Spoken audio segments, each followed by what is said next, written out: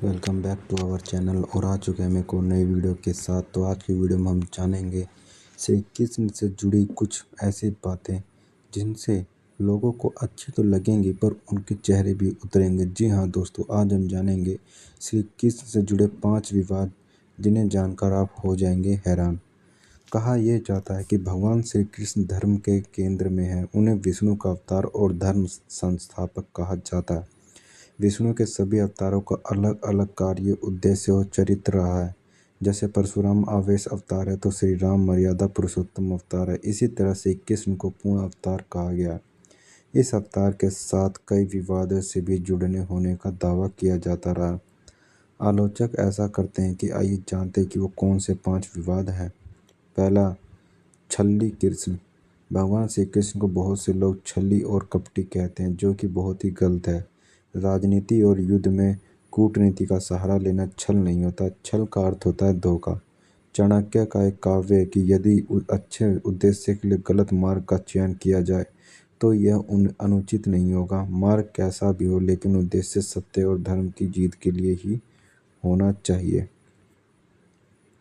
श्री कृष्ण भविष्य जानते थे, इसलिए उन्होंने भविष्य को बदलने के लिए पहले दुर्योधन के शरीर को वज्र के समान नहीं होने दिया।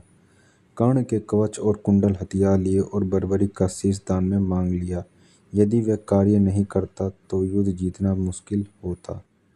दूसरा, क्या श्री कृष्ण रसिक थे? जी हाँ दोस्तों, विरोधी लोग कहते हैं कि श्री कृष्ण मनचले थे। दरअसल श्री कृष्ण के जीवन को नहीं जानने वाले ही ऐसा कहते हैं। श्री कृष्ण की एक छवि भक्ति और रीत कल के काव्य में बनाई थी। भगवान श्री कृष्ण को जन्म होते ही उन्हें अपने माता पिता से दूर गोकुल में यशोदा और नंद बाबा के घर रहना पड़ा, जहां उन्होंने ढूंढते ही कंस की सेना पहुंच गई। तब गोकुल से श्री कृष्ण को नंदगांव ले जाना पड़ा। नंदगांव में भी कंस के खतरे के चलते नंद बाबा कृष्ण को लेकर वहां से दूसरे गांव वृंदावन चले गए थे। नंद मथुरा के आसपास गोकुल और नंदगांव में रहने वाले अभी गोपों के मुखिया थे। यहाँ पर वासुदेव की दूसरी पत्नी रोहिणी ने बलराम को जन्म दिया था। मथुरा से गोकुल की दूरी महज 12 किलोमीटर है। वृंदावन मथुरा से 14 किलोमीटर दूर है। तीसरा, श्री कृष्ण की 16,000 रानियां थी। जी हाँ दोस्तों, कृष्ण की 16,000 पटरानियों के बारे में कहा जाता। दरअसल वह सभी भौमासुर, जिसे नरकासुर भी कहते हैं, कि यहाँ बंधक बनाई गई महिला थी, जिनको श्री कृष्ण ने मुक्त कराया था। ये महिला किसी की माँ थी और किसी की बहन तो किसी की पत्नियां थी, जिनको भौमासुर अपहरण करके ले गया था। महाभारत में उसकी जिक्र नहीं मिलता है कि कृष्ण की राधा नामक प्रेमिका थी और उनके 16,000 पटरानियां थी।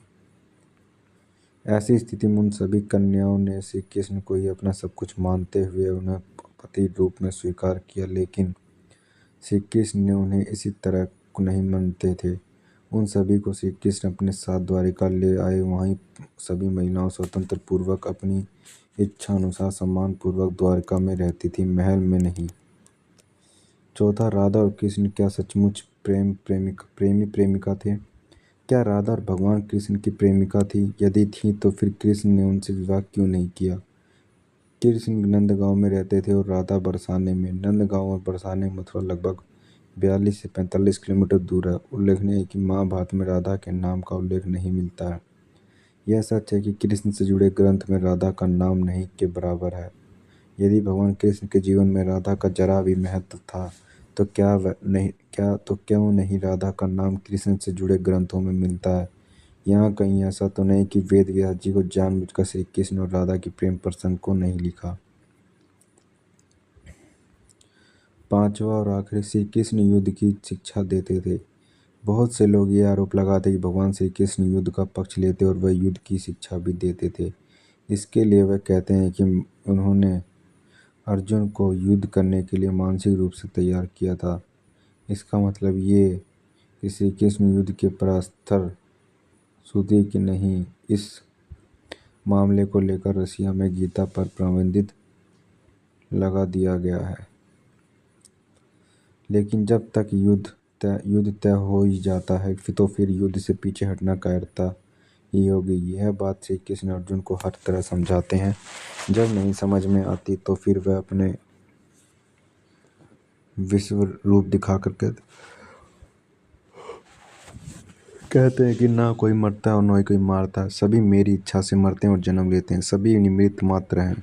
यह समझता है कि वह खुद करता है तो वह भ्रम में जी रहा है। मरने से डरने वाला कभी भी जीवन और मोक्ष को प्राप्त नहीं होता। इसलिए युद्ध से क्यों डरना, आज मेरा या कल मरना तो सभी को है। सचमुच ही श्री कृष्ण के कभी पक्षधर नहीं रहे, लेकिन युद्ध थोप ही जाए तो फिर क्या ही करें। तो ये थी गाइस आज की हमारी वीडियो, जिसमें हमने जाना श्री कृष्ण की वह कड़वी बातें, जिन्हें सुनकर आप सभी को अच्छा लगा होगा। तो उम्मीद करता हूँ अगर वीडियो अच्छी लगी तो वीडियो को लाइक करना, चैनल पर नए तो चैनल को सब्सक्राइब करना। तो तब तक के लिए नेक्स्ट वीडियो में